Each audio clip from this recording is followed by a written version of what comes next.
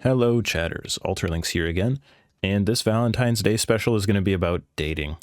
I watched Adam Something's video and I found it wasn't really up to snuff with Gen Z, so here's my opinion on it. First off, I'm not going to get into the political stuff he talked about. He mentioned Andrew Tate being caused by the left and whatever, you know. If you believe in Andrew Tate and what he has to say, he's an incel chud. The woman you're going to get from listening to Andrew Tate are not going to respect you, and you aren't going to respect them either. It will make you feel empty. Don't do that.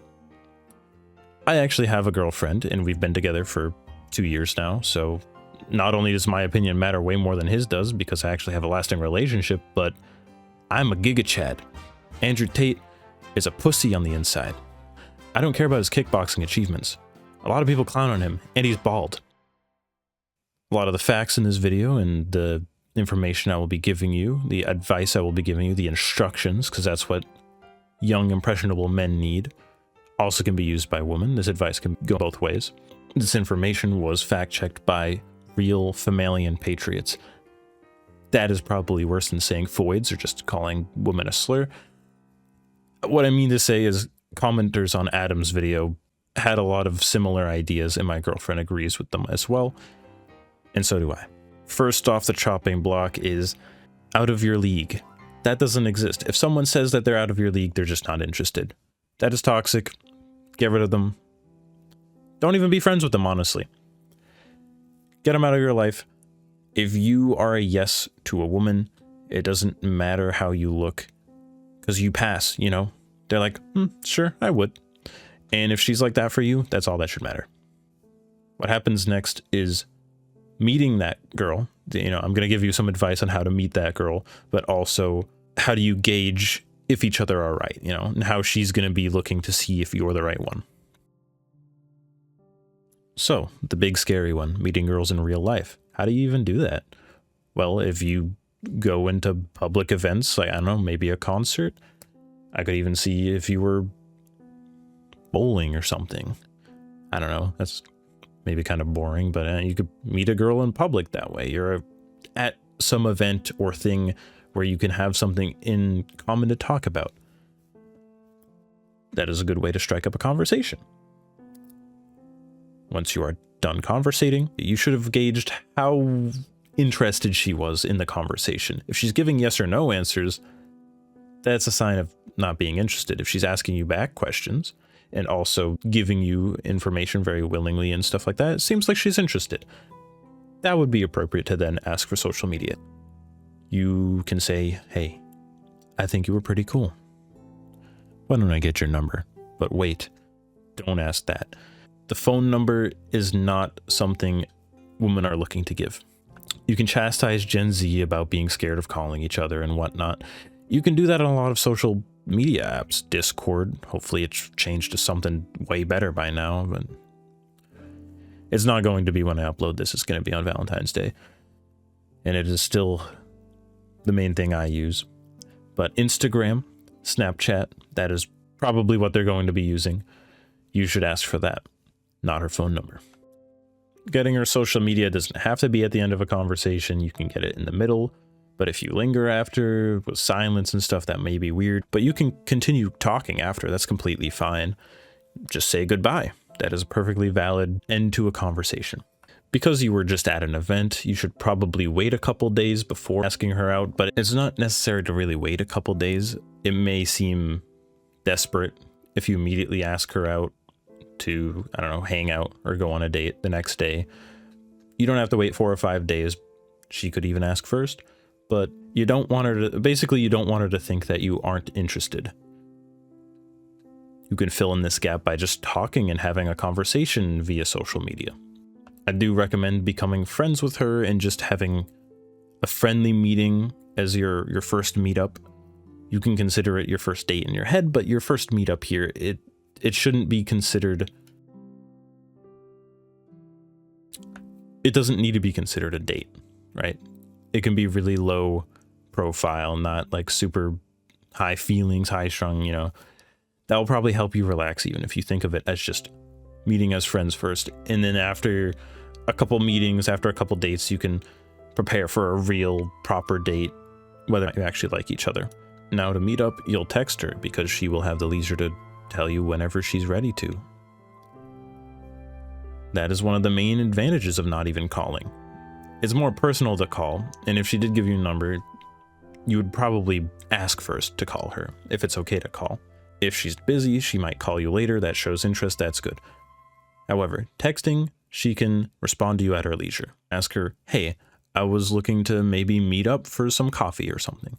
A place where you go out to eat is very good because it is a public location and it will make her feel more comfortable. Say, how about this day, at this time, at this location? And you clearly state what you're going to be doing. Like, hey, we're going to be eating or something, so don't eat beforehand. Something like that. She needs all that necessary information right there, and all she needs to do is accept. If she does accept, then that's great. You'll see her then. The date is set. If not, then ask her what day and time would work for you. If the date is set, you do want to talk to her in between the dates. That is a sign of interest, both from you and her, whoever initiates. But if she's looking to talk to you in between, you don't want to just be like, all right, I'm looking forward to talk about that. Let's leave it to the date. No, you will think of other ideas to talk about if you're truly interested in her, right? You will both, she might be grilling you because she wants to know if you're actually who you say you are and not a serial killer. That is important to a woman, important to anyone. That's a sign she's interested, and she will think of questions to ask you on the date as well because she's clearly interested. You don't have to worry about saving conversations for that date. Don't stress over that. If you have something in common, it should be easy. And if it's not, that's just a sign that it's not going to work. If rearrangements needed to be made, she will make things easy for you. She will give you a day, she will look for a day, she will tell you what time is best, maybe a location that is easier. She will make it easy. There's no such thing as playing hard to get, right?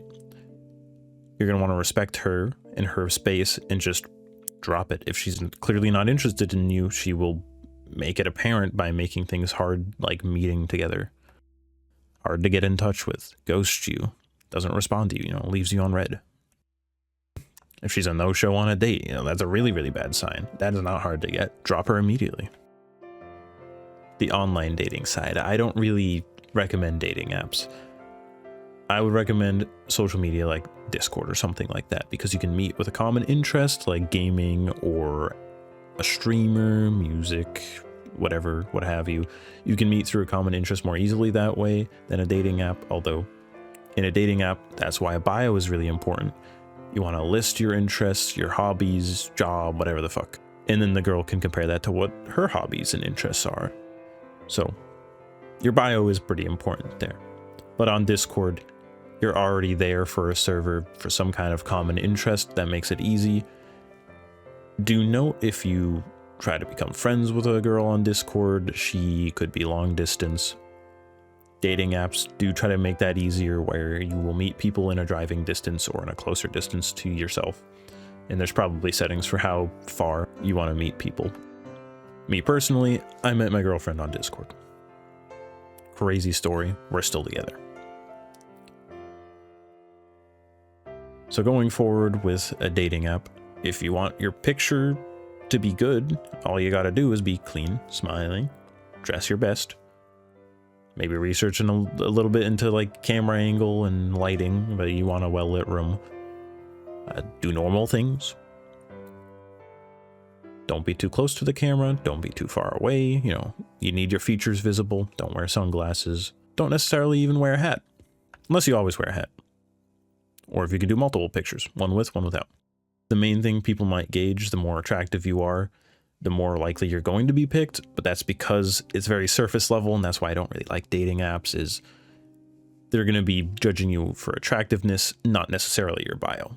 But having a good bio will pull out those ones that actually do care for it, and that's the ones you're looking for. Don't lie about your bio, because when you are on a date, she might be able to figure out that you're lying, and that's a red flag. You're not saying who you are, you're a serial killer. You might not be a serial killer, but it looks really bad if you're lying about your hobbies and stuff and you're not saying who you are. So just tell the truth in your bio and you should be fine. Tell your interests, your hobbies, maybe where you work, other things that might apply.